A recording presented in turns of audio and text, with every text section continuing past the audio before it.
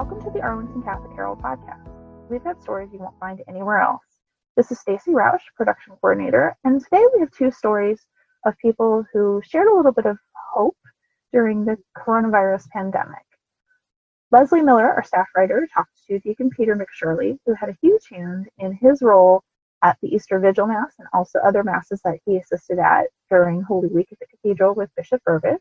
And I talked to Mary Aquino, a parishioner of St. John the Beloved Church in McLean, who painted a really wonderful painting of a healthcare worker wearing a mask praying. And she tells us a little bit about the series she's doing on this subject. So welcome, Deacon Peter McShurley, you're a transitional deacon at the Cathedral of St. Thomas More in Arlington, and you have had a very busy few weeks.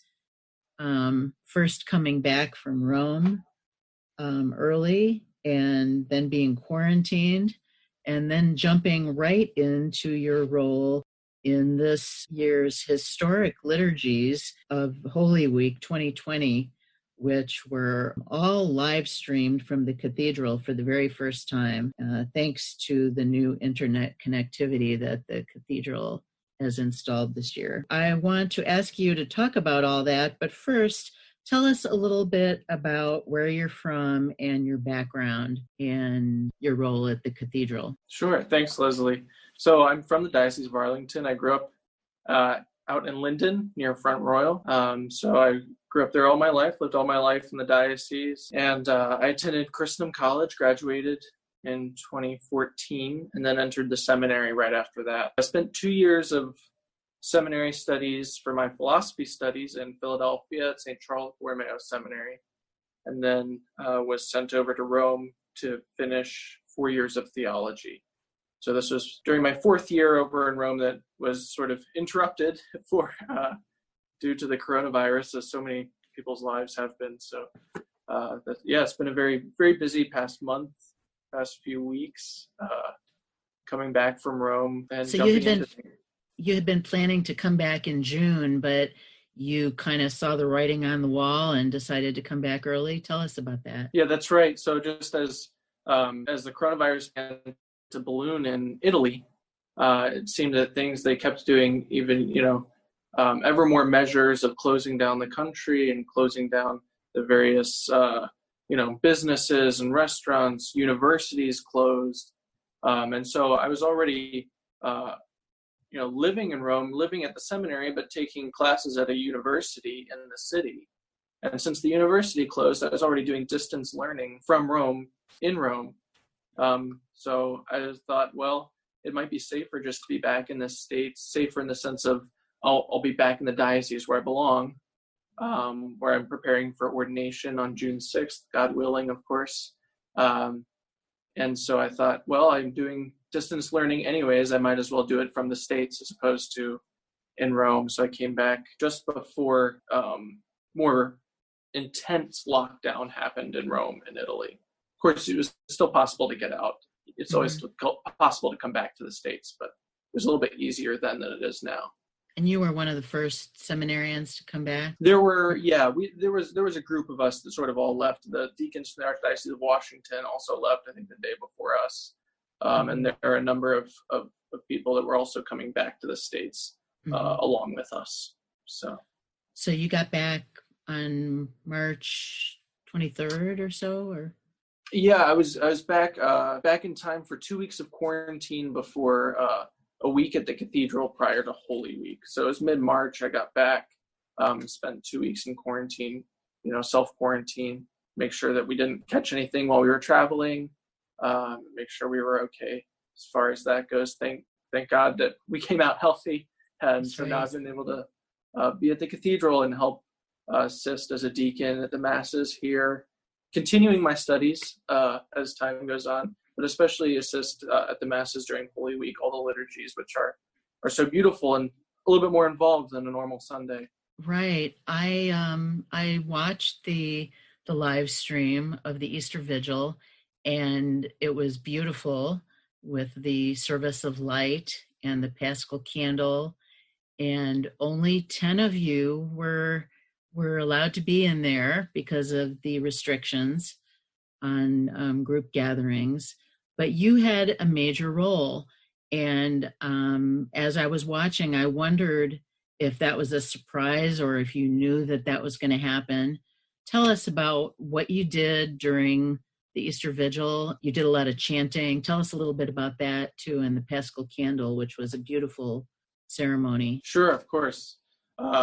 So, the role I filled was as a deacon for the Triduum liturgies. The deacon has sort of, in the liturgy, he's the one that assists. He assists the bishop, assists the priests, a role of service. And so during the Triduum, though, there are many parts that have traditionally been filled by the deacon. For example, like singing the Exultet, chanting the Exultet at the beginning of the Easter Vigil, as well as the solemn proclamation of the Alleluia. So the first time we hear Alleluia after the long 40 days of Lent, without uttering the exclamation of joy, which the Easter season brings. I think one of my favorite parts was definitely the Exultet. If you had told me 5 years ago, 6 years ago, before I entered seminary, that I would be standing, well, not in front of a lot of people, but with a lot of people streaming and listening and singing for 10 minutes straight, I think I would have said, that's crazy. There's no way. I haven't naturally a singer, but it was a beautiful opportunity to learn to chant the Exultet. I practiced a couple weeks out once I realized that I was going to be back in the diocese for the Triduum. I thought that I wouldn't get the chance to actually fill that role as a deacon this year since I'd be in Rome, but as God would have it, here I was. But the Exultet is so beautiful. It's something that the church has been singing as a song of praise for the light of Christ, the candle, the light that symbolizes the light of Christ coming into the world. And this song of praise we've been singing for the past 1,700 years. As we have it now today, it came a little bit later, but it has such a tradition, and so it was a beautiful opportunity to do that. And it recalls all the mystery and the wonder and the joy of our salvation that we have through Christ, the wonder of the resurrection. That was definitely touching for me and beautiful. It was very beautiful. Even for those of us, thousands of us who were watching on the live stream, I wondered if it was weird to be kind of looking out on the empty church and yet knowing that thousands of people were watching. It's certainly different than any Triduum that we've had so far. Yeah, it was strange, looking out from the ambo to empty pews. It was sad. It certainly brought a certain amount of, realization of where we are and how, all the procedures that we're taking for social distancing and, necessary procedures.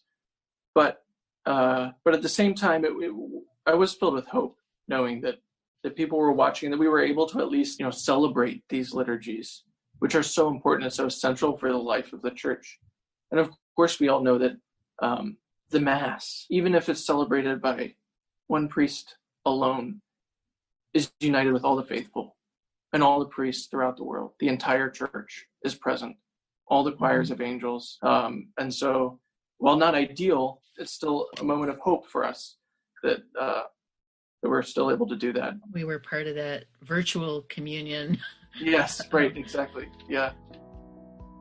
So in last week's issue, we had a lovely painting that you did of a healthcare worker who was praying with a mask on. And obviously the pandemic has inspired you in some, way to do these paintings. And it sounds like you're going to be doing a series of them. Yes. Can you tell me a little bit about why and how that started?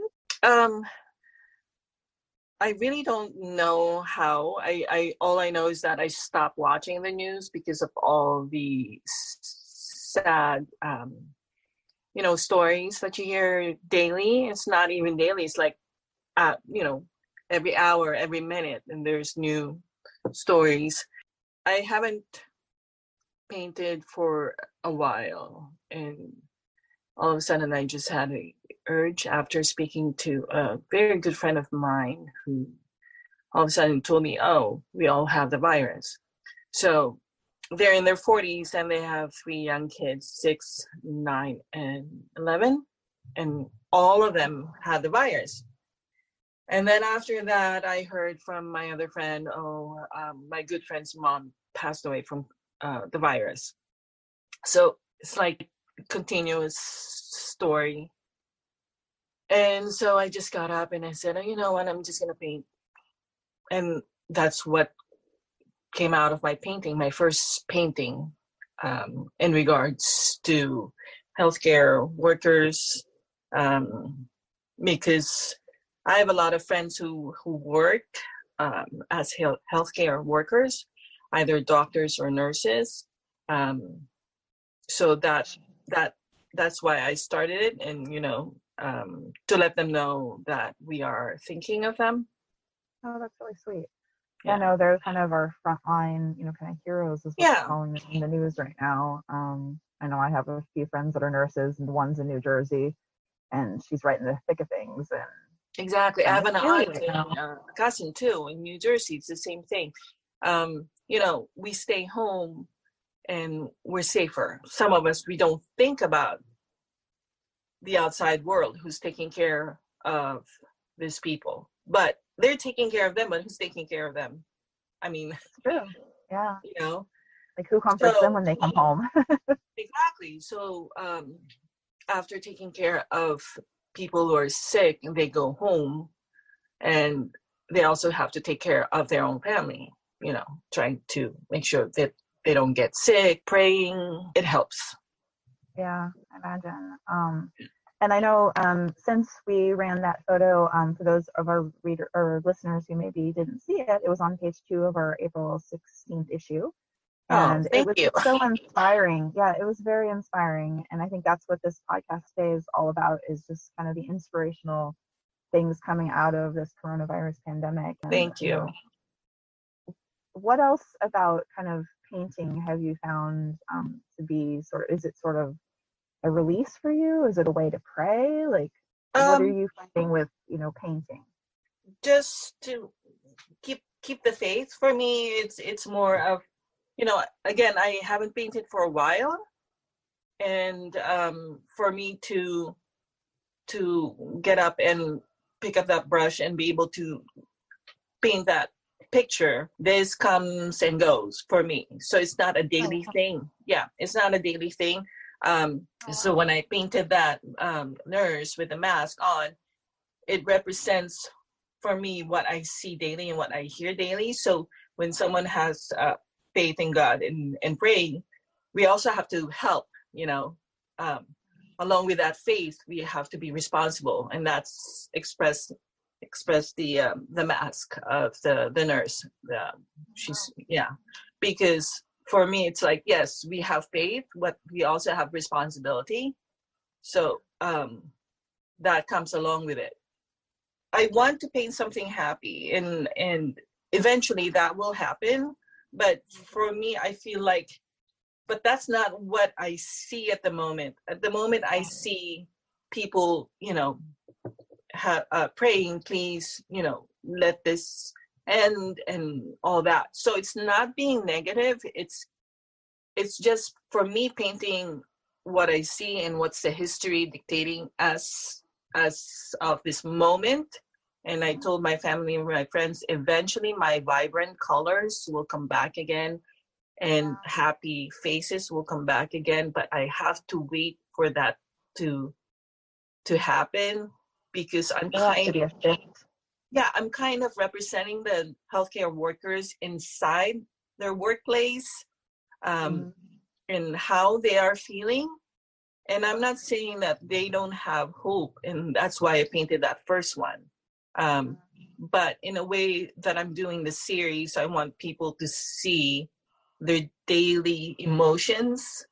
And again, after that, I told my friends, hey, it will happen, right? So just follow the series and I will continue painting it. Well, I think for a lot of people, who are kind of quarantined or trapped at home or maybe alone, I think painting and drawing and writing and creating are ways to kind of just get through, and they're just kind of keeping their mental health going, as all these people out there are kind of suffering and dealing with, the pandemic on a frontline basis. Correct. The people who are at home, maybe who don't have any sort of way to help. I think, art is healing in a lot of ways for a lot of people. Yeah, I mean, we have different ways of dealing with staying home. And this is my way of just showing their stories and their hope and their faith. But it also comes with that, and that's why they're hoping and they're trying to have faith. Well, keep up the great work, and keep up the faith, and we're thinking of you, and I think your work is beautiful. So, and it's very inspiring. Well, I try to capture something from it. Yeah, I try to capture the moment, and thank you so much for posting it and sharing it with everyone. I really appreciate it and honored that it helped people. In the next issue of the Catholic Herald, we'll hear from Leslie Miller on how English as a second language students are taking their studies online.